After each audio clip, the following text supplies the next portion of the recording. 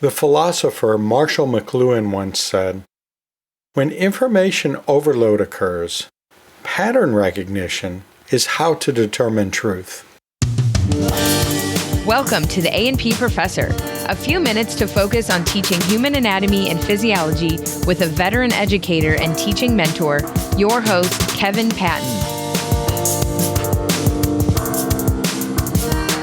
In this episode, I have a conversation with Greg Crowther about test question templates.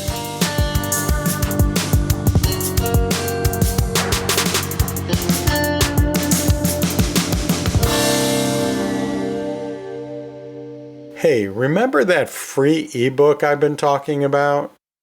It's a short little book called Pandemic Teaching, a survival guide for college faculty. It's a light, conversational read that's full of ideas and tips and mindsets that help us work out the kinks in our remote teaching and be successful at it. It's a free download from all the major ebook stores. Just share the link I'm about to give you to see a list of different places to find it, like Amazon, Barnes & Noble, Apple Books, and so on.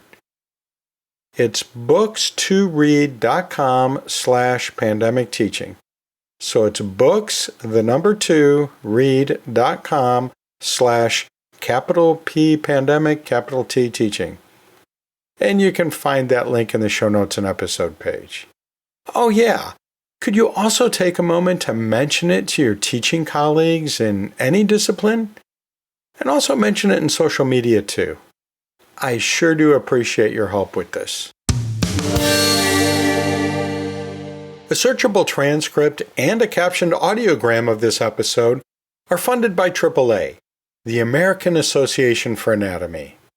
Hey, remember that virtual microscopy database that I told you about a while back? Have you had a chance to check it out?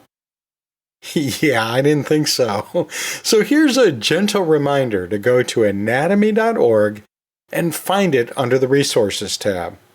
And something else you may want to check out while you're there is the new edition of the journal Anatomical Sciences Education, or ASE for short, which is all about teaching anatomy remotely. Once again, get there by going to anatomy.org. This episode is a conversation I had recently with Greg Crowther, whose music has been on this podcast and past episodes, so you've heard his voice before. Before we jump into our conversation, I wanted to give you just a bit of background on Greg, in case you don't already know him. He has a BA in biology from Williams College, an MA in science education from Western Governors University, and a PhD in physiology and biophysics from the University of Washington. So clearly he has a background and training in both the science and in teaching practice and learning principles. He teaches anatomy and physiology in the Department of Life Sciences at Everett Community College, which is just north of Seattle. His peer-reviewed journal articles on enhancing learning with content-rich music have collectively been cited over 150 times. But there's so much more to Greg than that, as you're about to find out. Well, I'm here with Greg Crowther, and Greg, I'm really glad you could join me. I know you're in between teaching tasks and Zoom meetings and things like that, so welcome to the podcast. My pleasure, Kevin. You know, Greg and I were chatting just very briefly about the idea of retrieval practice, which we both see as a really good tool for learning, a really good technique or strategy for learning, and was listening to the podcast in a previous recent episode where I kind of recapped some of the main things that I do and have done with retrieval practice with my own students.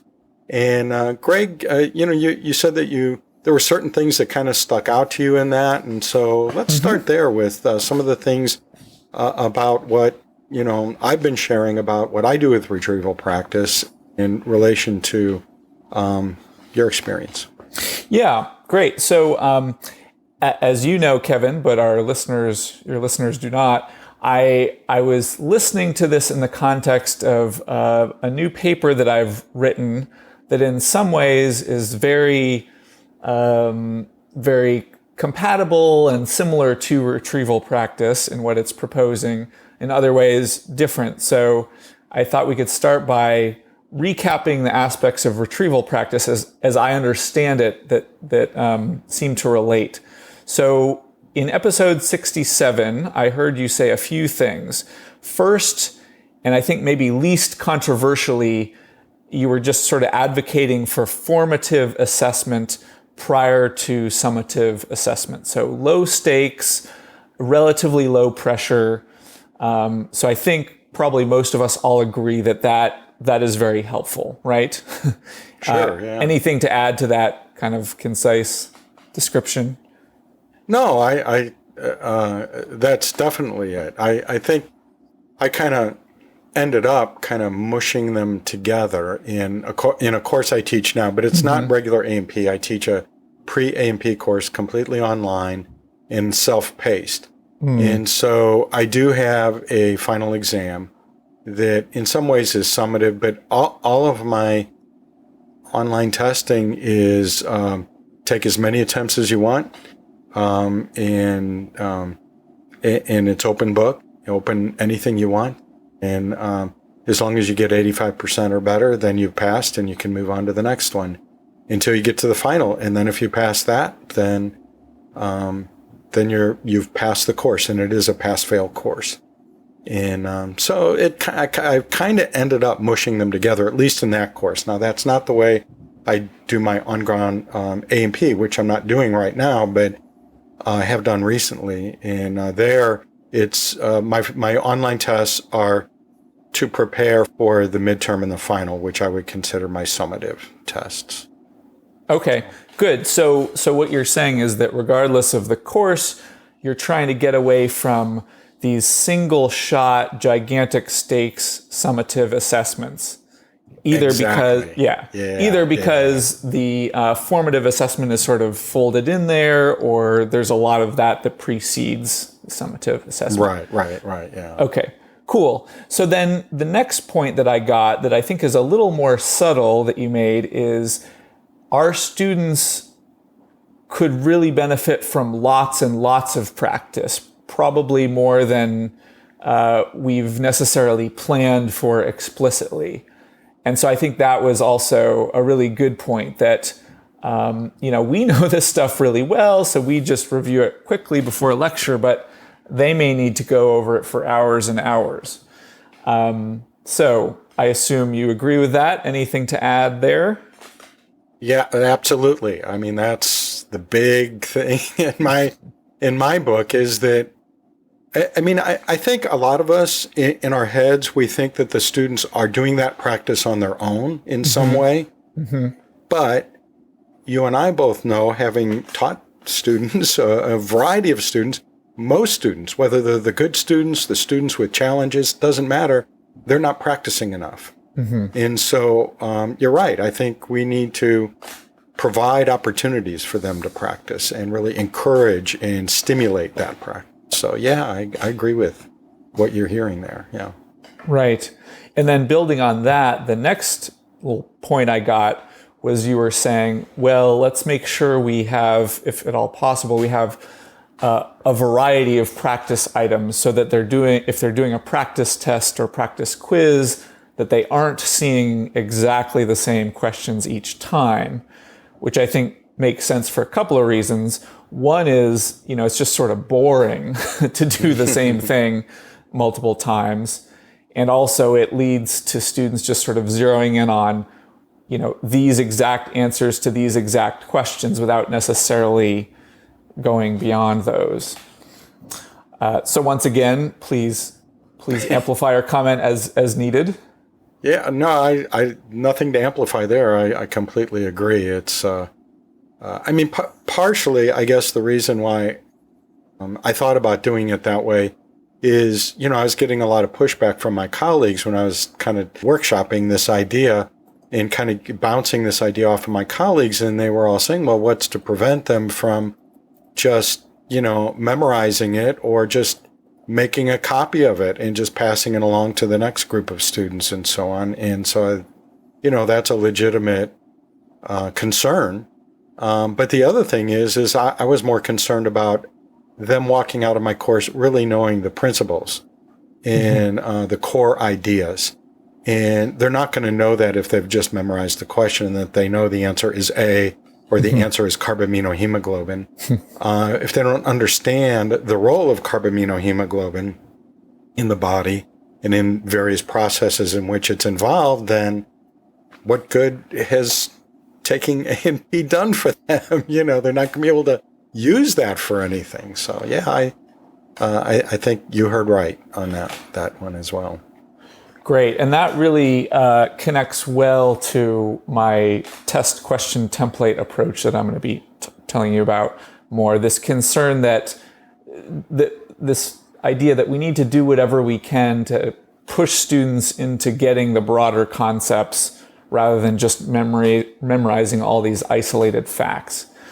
But then the final sort of more just straight retrieval practice item that I heard and that kind of delighted me to hear you say this was you said somewhat briefly that you recommended writing your own test items if possible, rather than just taking the publisher test bank.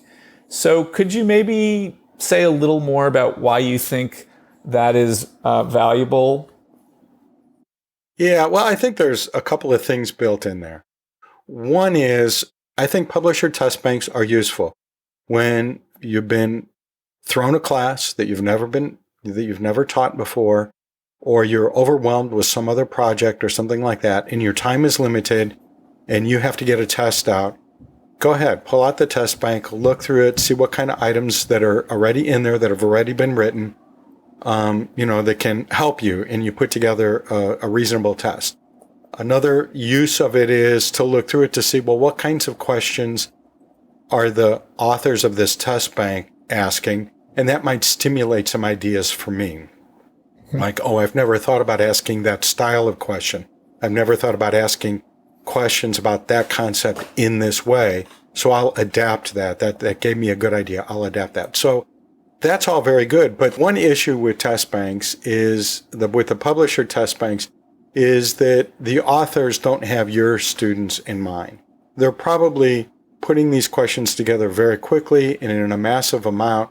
And that's a different scenario than when you're sitting down thinking of your course and your students and your particular goals for your students and what issues they have, where the pain points are for them, like what concepts are they grappling with and having difficulty with. Yeah, okay, sometimes it's not possible to sit down and write your own test entirely. You have to borrow test items from somewhere else. There are multiple values in doing it yourself, and that is that you can adapt to your own students and your own learning outcomes, the kinds of things you want your students to walk out of your course with.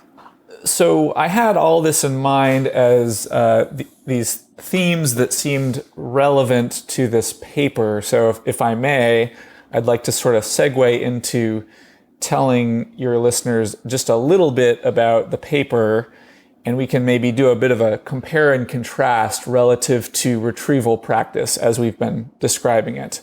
Does that sound okay? Yeah, sure. That's great. Yeah. Okay. I'm sure Kevin will post a link or something, but this is a paper that just came out in the spring issue of HAPS Educator. The catchphrase is test question templates. It's part of the title.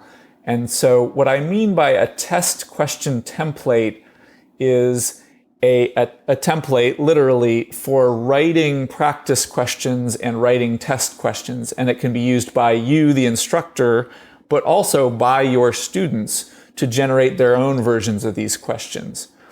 And so as I say in the paper, I think a good TQT would have 4 parts: an input, an output, an example, and a key. So the input is what information does the student get in the question. The output is what are they supposed to do with the information? What kind of answer are they supposed to write for you? An example would be a specific example of this template, an actual test question or simulated test question. And then a key would be, what would be a good answer to that question, and maybe what would be an okay answer. And you could, if you wanted to be really thorough, you could say, this kind of an answer would have these limitations, et cetera, et cetera. So that was all kind of vague. Let me give you an example.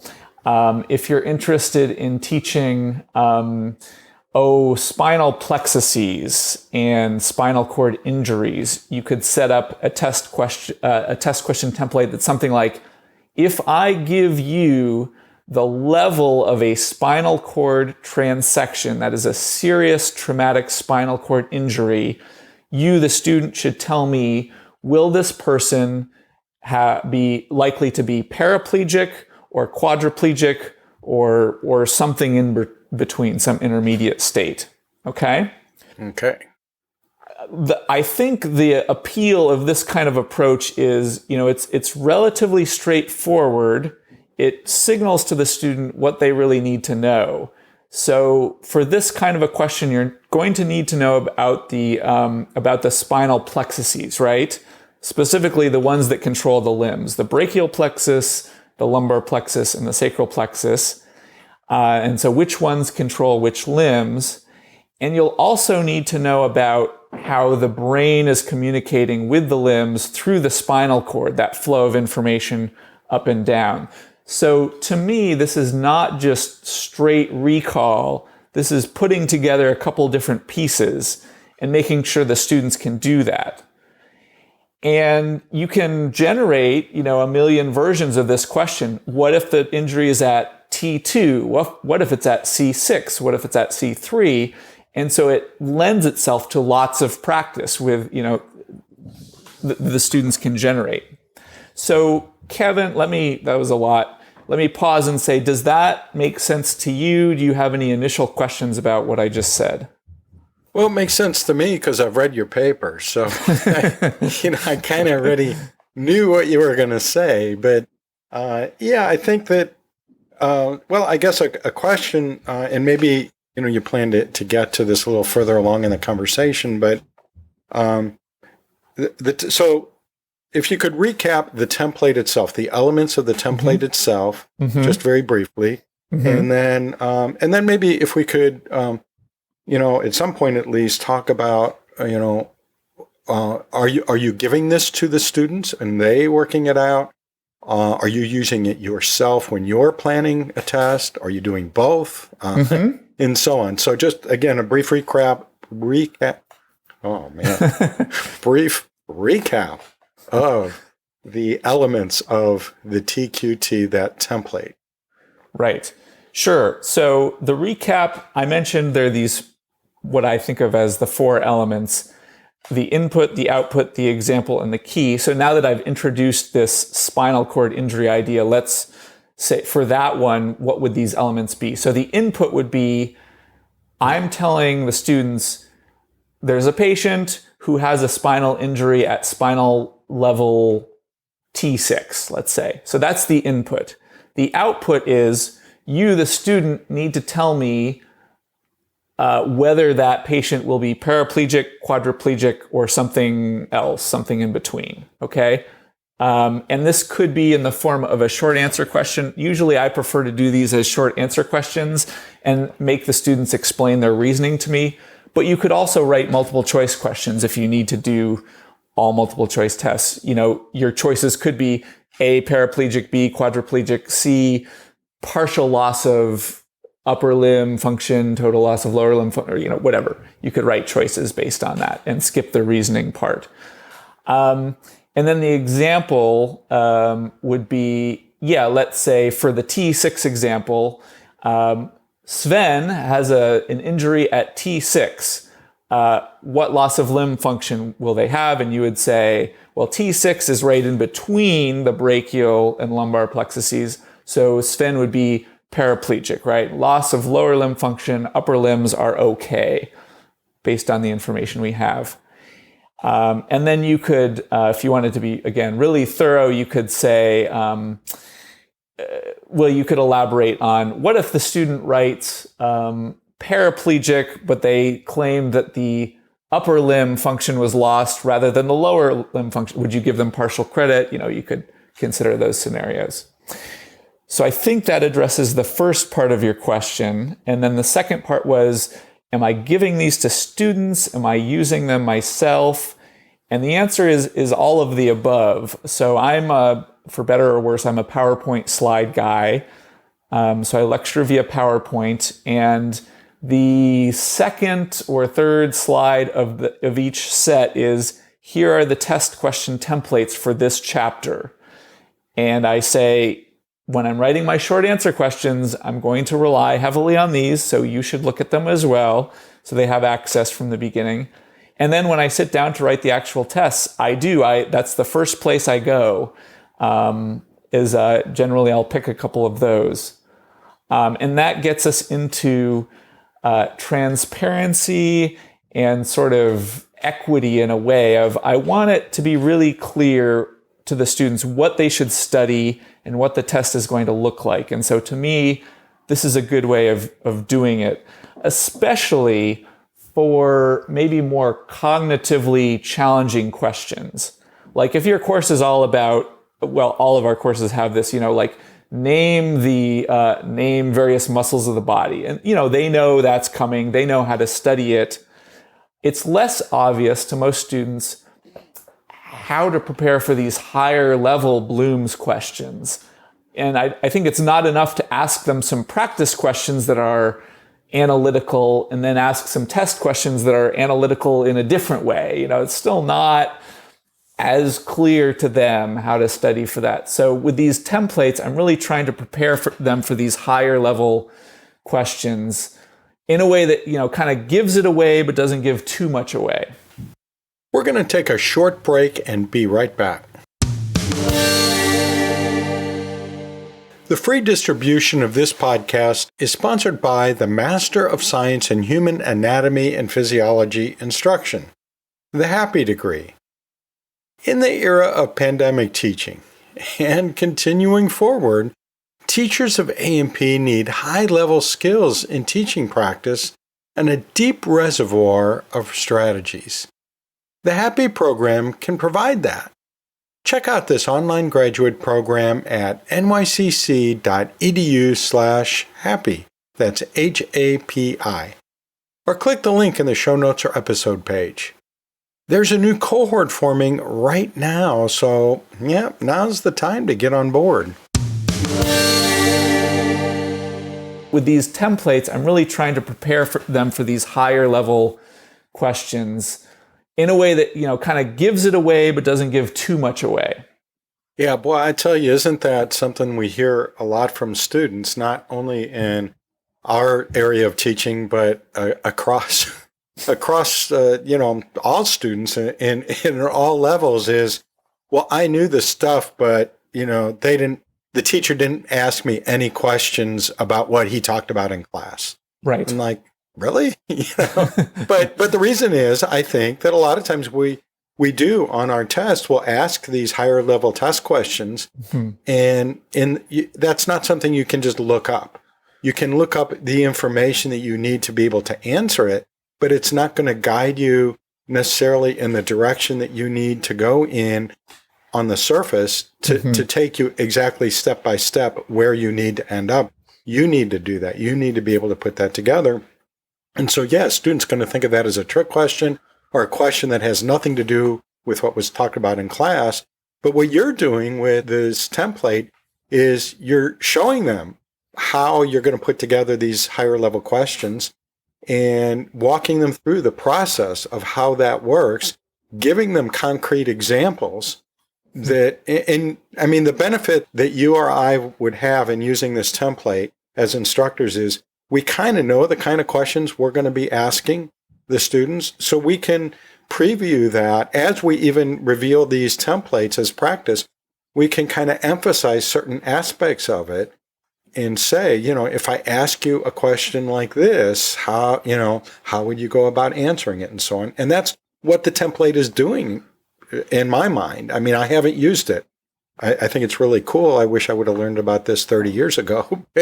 I see this as a great tool for revealing to students not exactly, but almost exactly what's going to be on the test, how they're going to be tested. So they're not surprised by the manner in which they're tested or even the content.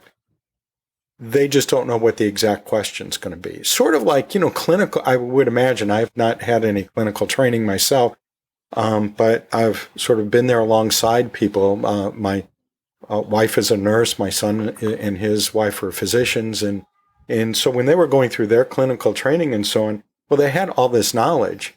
And they kind of knew the kinds of questions they needed to ask and the kinds of tests that needed to be done and all that. But it's not until you walk in with that patient that the rubber hits the road and you now have to find a solution. And that's what this kind of does, I think. It's sort of like mini medical school, is it sets you up for dealing with that patient. Only this time it's not a patient, it's a test item. It's an exam item.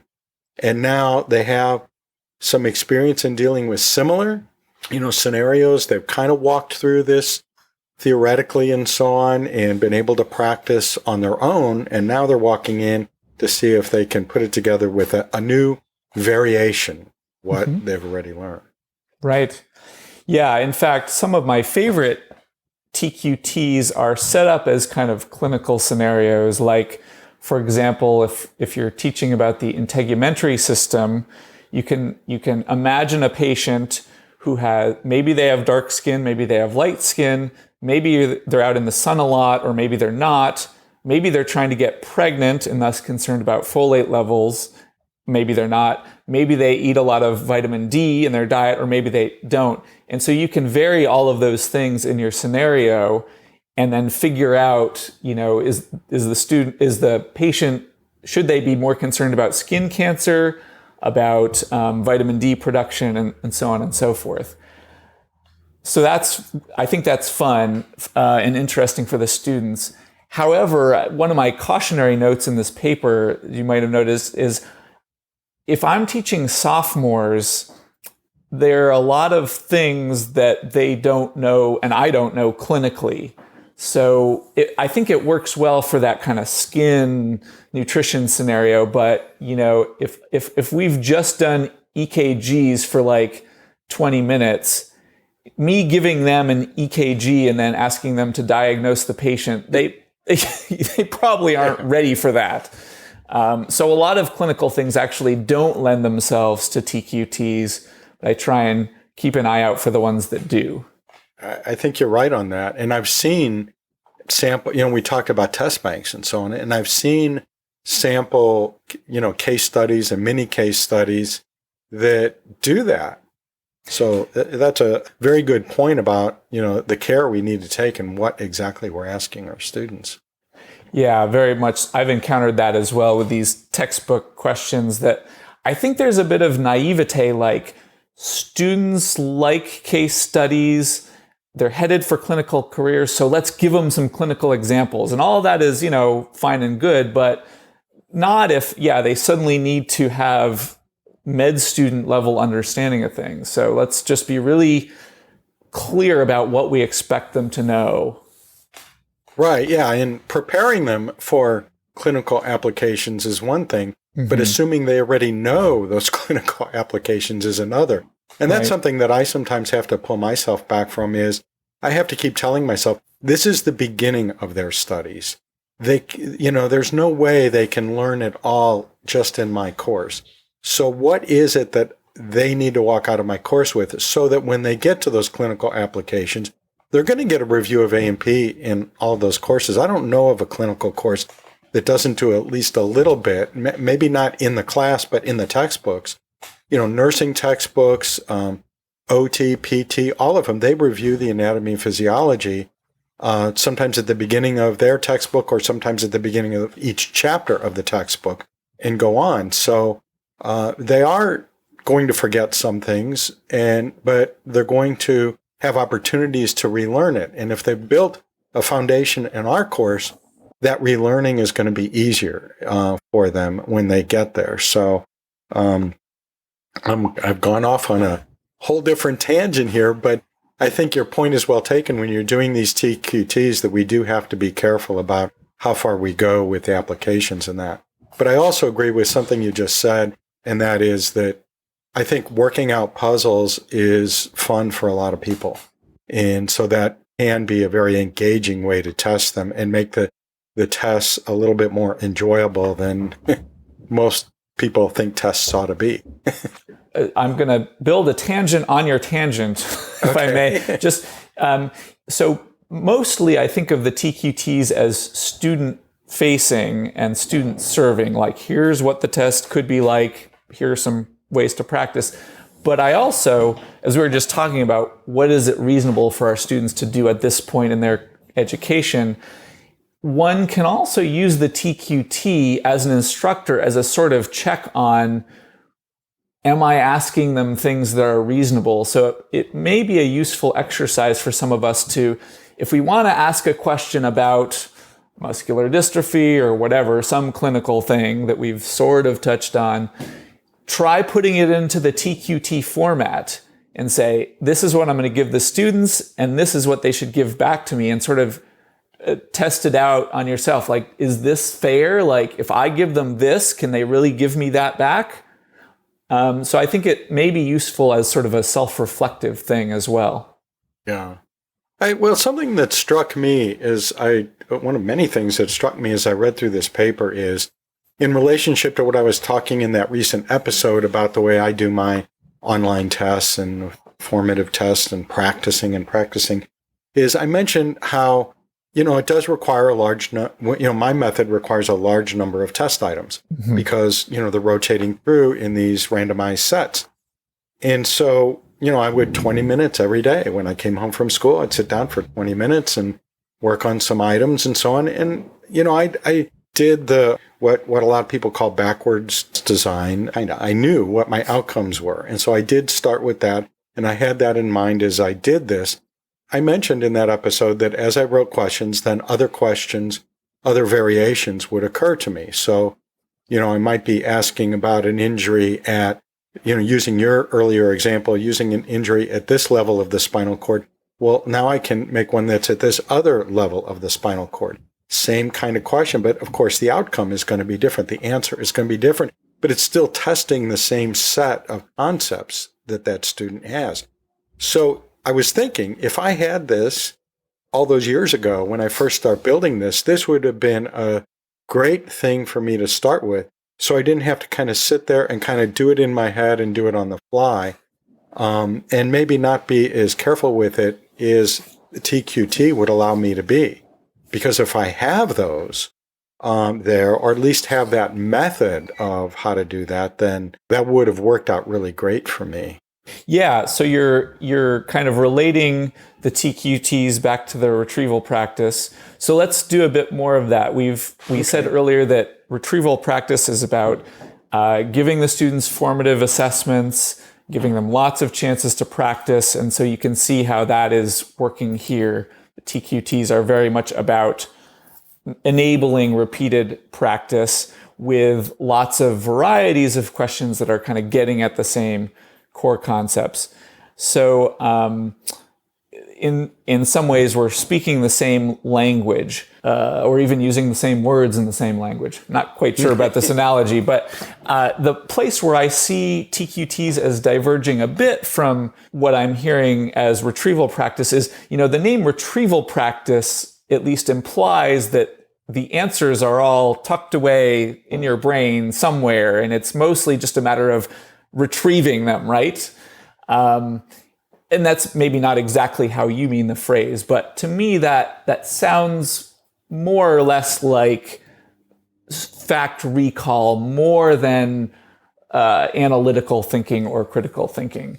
And so with the TQTs, I'm trying to push more into that realm of how do we teach these more analytical problems where the answer can't simply be retrieved. Because there are so many variations on the question, you can't pre-memorize them all, but you need to sort of figure it out on the fly. And so it's really my attempt to say, how do we do retrieval practice where the answer isn't they are waiting to be retrieved, I would say. What do you think of that? I mean, just to react to that, I think that, I agree with what you're saying completely, Greg. I think that just sort of projecting my own thoughts and feelings to everyone, which I guess a lot of us do, is I think a lot of us do struggle with that idea of how do we, certainly there's going to be straight retrieval practice in an A&P course because you have to memorize the bones of the skeleton and certain features of the bones of the skeleton and so on, and the muscles and all that stuff. So there is that straight retrieval that we have to do.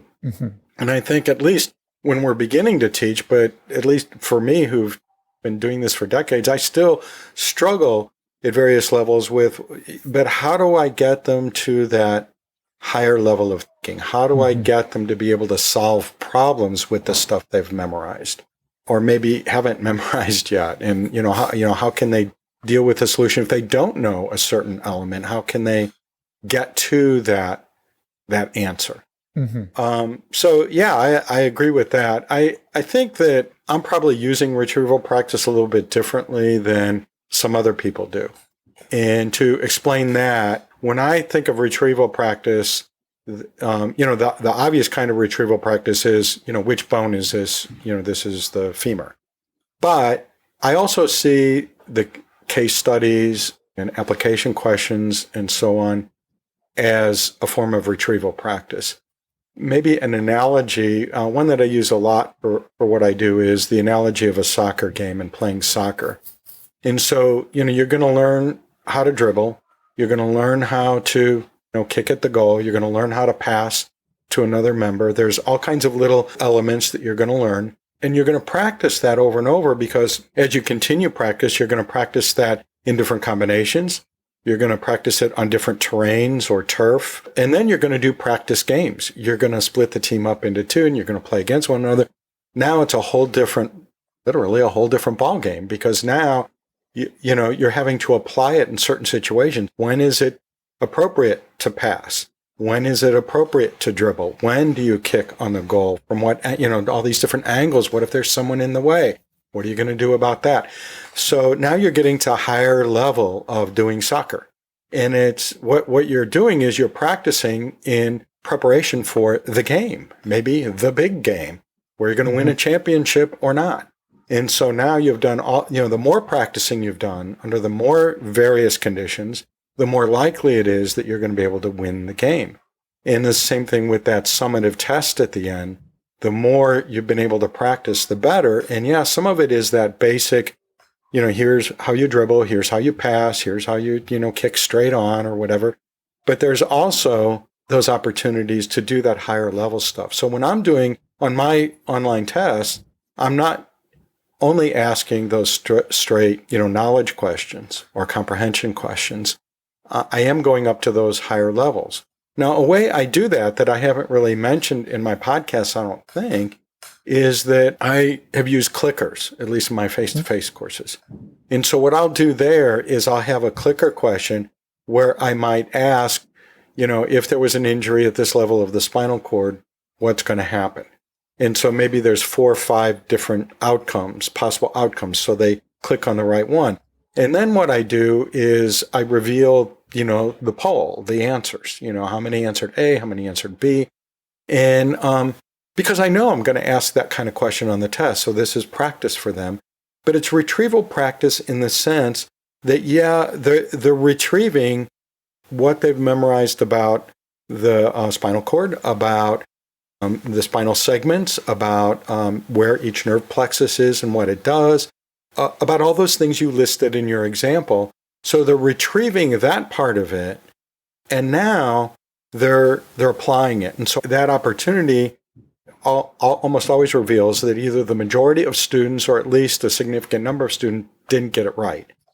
Partly because I asked the question too soon. They haven't had time to really digest it and so on. But I asked that question and I said, well, okay, how, those of you that got this answer, how did you arrive at that answer? What's your thought process for doing that?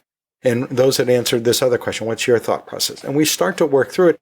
And I kind of model for them, but including their input, model for them how you would go about solving that. And now they've had practice of doing that. So for me, that's retrieval practice. And then having solved it that way, it's sort of like solving a math problem. You solve enough quadratic equations, any quadratic equation you see, you're going to be able to solve if you've practiced enough with different scenarios. So that's the way I'm looking at retrieval practice. Is it's still preparing them for the higher level test items, but in a much different way than you're doing with your TQTs. And what I'm thinking as I'm reading your paper, which I read a couple times, not that it's hard to read or understand, but there was just so much. Struggled for hours to make sense of table 3. It took me forever just to get through the abstract. But no, there were several different angles you attacked it at, which is great. And something we didn't mention, which we'll talk about in a second, is there's also an appendix there where you have a bazillion examples. So if you didn't quite follow the example in this discussion here, go get the paper and get the appendix and look through that appendix, because it really helps clarify what Greg is talking about here in terms of the TQT by giving you multiple examples across all the major systems of the body. But, as I read through it and so on, I kept thinking, I can take this TQT and combine it with what I'm doing. This is a good tool for me to use to enhance what I'm already doing. So instead of doing the clicker questions the way I do them, we could do the TQT thing and work through it that way instead. And then when I get to writing my test items, I can use the TQT approach there again and use that as a model for writing my test items. And that would not only make it easier for me, I think they're going to be better test items because I'm thinking about them in a more, I don't know if I want to use the word formal way, but a more patterned way. Mm-hmm. So that I'm sure that I'm hitting what it is that I want to hit in a consistent way with my test items. Yeah, I wouldn't think of the clickers or TQTs as an either or. I think, as you say, you can incorporate the TQTs and then use the clickers to give them specific examples. So you give them the spinal cord TQT, and then you say, ideally after they've had a little time to process that, then you give them a clicker. Here's one example of this TQT in action. How is it going for you? You discuss it. It sounds like the discussion you do with them is very valuable, and maybe they flail on it. And so then you give them another example, spinning off of that same TQT. So I think that's how I use clickers in my own classes. Is I try and give them specific examples of the TQTs. And hoping that they will generate additional examples on their own outside of class. Sure, yeah. But maybe I can comment on the appendix versus the main text, if I may. So the main text is, I would hope, reasonably concise. It gives you some examples. It lays out the framework. And then the appendix is, 77 pages of my attempts at specific TQTs. Now, I want to be clear that this appendix is not meant as the be-all and end-all. It's very long, but not, some of them are better than others. And probably there are many other options out there that I haven't even thought of for my sophomore level students. So I would welcome, anyone who says, hey, I like this kind of framework and I have some more ideas for other TQTs. I'd love to hear about those. Or, you know what, Greg, this TQT seems bad because blah, blah, blah, blah. I'd be happy to take that feedback as well.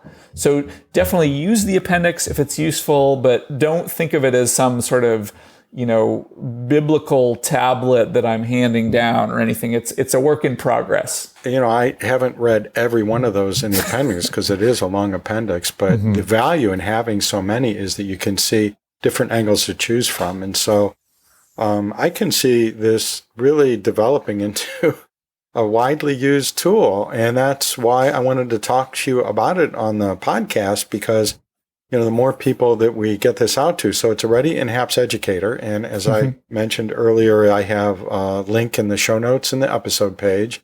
So you can get directly to it. And through that, you can contact Greg, as he invited you to, with additional ideas or any glitches that you've noticed or anything like that in his examples.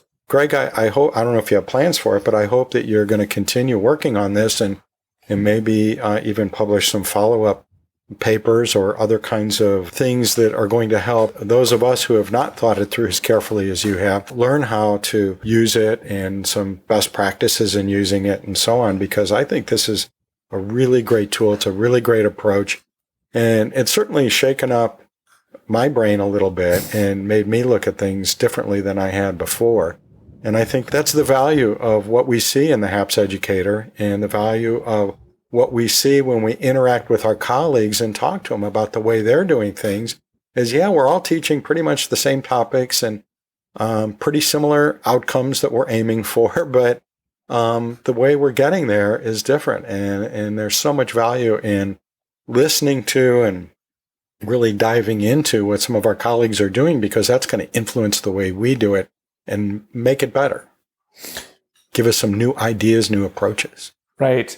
So yeah, I'm definitely hoping to keep working on this. And for me, I think the next step is just to hear what others think about it, other instructors. Is this useful to you? Why or why not? Is this similar to something that you already do that you have a different name for? How does that work? Does it have any advantages over TQTs? So just, I clearly am in love with this format. I think it's great, but now I need to sort of hear from others about how useful and how relevant is this. And then if I hear enough of certain things, then maybe we can follow up on those. Sounds great. There's an interesting, maybe little story I could tell about getting this ready for publication in HAPS Educator. One of the things that I talked about with Carrie Hall, the editor-in-chief, is, should this be behind a barrier so that only HAPS members can see it, or, so that our students can't get to them. And I argued successfully for keeping it open. And I said I wasn't worried about students accessing it because, you're not giving students the answers. You're showing them the type of question. And so again, I think that transparency is really good. If you're not playing this cat and mouse game with your students about I'm not going to show you this resource that I'm using to write the test because that would give everything away. I think we want to get away from that and say, no, this is what the test is going to look like. But you can't memorize everything. You have to reason your way through these things. Right, exactly. I think that's golden, because now the students, you mentioned the idea of equity, that puts everybody on an even playing ground. There's no tricks. You're showing them what's behind the curtain. Mm-hmm. And, this is how I'm going to write the test. This is what I'm using to write the test. So that's great. Well, you're just talking about the sort of the equity issue. And I think that's maybe a great note to close on is, some of us grew up in families where education was sort of rich in our family history. And it was always clear to us, we'd go to college, we'd knock on our professors' doors, and we'd go to office hours and, shake the information out of them, metaphorically speaking. But I feel like for a lot of first generation students who don't have that same understanding about how college works, the professor's creation of a test is just this completely mystical, weird, inscrutable thing. And so I think taking some of the mystery out of that is a great thing to do for our students to really level the playing field. So I'm not an equity expert by any means, but I feel like this is one area in which I can, make a contribution. And so I'm hoping my students have a better sense of what to study and how to study using these TQTs. Greg, I really appreciate the time that you've taken with us to discuss the TQTs and their applications and so on. And as I mentioned before, I really hope you continue with this, and you say that you are. And I invite you, the listener, to call in right into this podcast and let us know your reaction, what you heard in our conversation today. And of course, you're welcome to contact Greg directly as well with your comments and issues and questions and all that. So once again, Greg, thank you, and look forward to having you on the podcast again in the future. Okay, Kevin, thanks so much for your interest in this.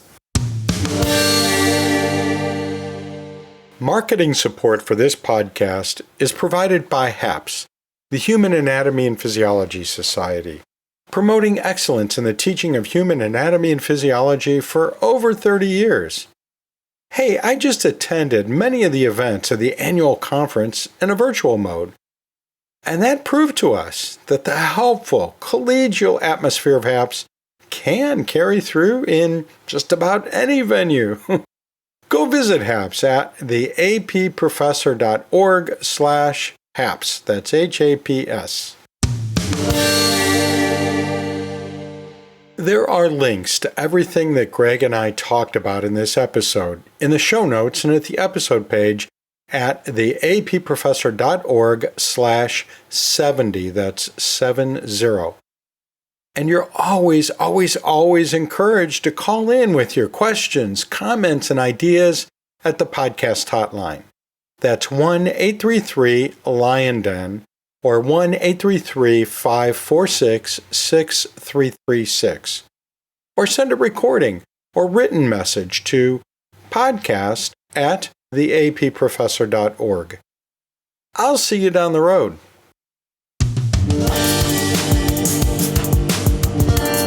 The A&P Professor is hosted by Dr. Kevin Patton, an award-winning professor and textbook author in human anatomy and physiology.